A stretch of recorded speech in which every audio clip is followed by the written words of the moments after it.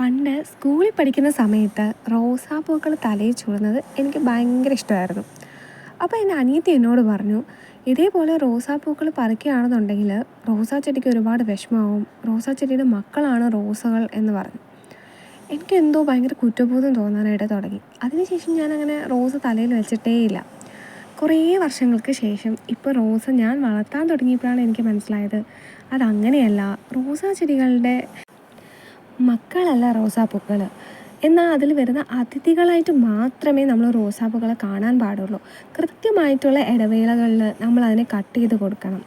അതുപോലെ നശിച്ചു പോയിട്ടുള്ള ഇലകളും കാര്യങ്ങളും ഒക്കെ കാണുകയാണെങ്കിൽ നമ്മൾ അതിനെ റിമൂവ് ചെയ്ത് കൊടുക്കണം. റോസാപ്പൂക്കളാണെങ്കിൽ പോലും ഒരുപാട് ദിവസം റോസാ ചെടിയിൽ നിന്ന് കഴിഞ്ഞാൽ ആ ചെടിക്ക് ദോഷമായിട്ട് മാത്രമേ അത് ബാധിക്കുകയുള്ളൂ. പ്രത്യേകിച്ച് മഴ സമയത്ത് റോസാപ്പൂക്കളെ അതിൽ തന്നെ നിർത്തിക്കഴിഞ്ഞാലുള്ള പ്രശ്നമെന്ന് പറയുന്നത് കുറച്ച് ദിവസം കഴിയുമ്പോഴത്തേക്കും ഇതിൻ്റെ റോസിൻ്റെ പൂക്കൾ അഴുകിയിട്ട് ഈ ചെടിയിൽ തന്നെ നിന്ന് ഫംഗൽ ഇൻഫെക്ഷൻസ് ഉണ്ടാകും. അതുകൊണ്ട് കറക്റ്റായിട്ട് റോസയ്ക്ക് വേണ്ടതെന്ന് പറഞ്ഞാൽ കൃത്യമായിട്ട് നമ്മൾ പ്രൂണിങ് ചെയ്ത് കൊടുക്കുക.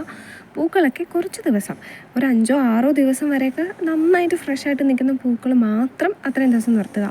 പെട്ടെന്ന് വാടുന്ന പൂക്കളൊക്കെ അത്രയും വേഗം തന്നെ നമ്മൾ കട്ട് ചെയ്ത് കൊടുക്കണം.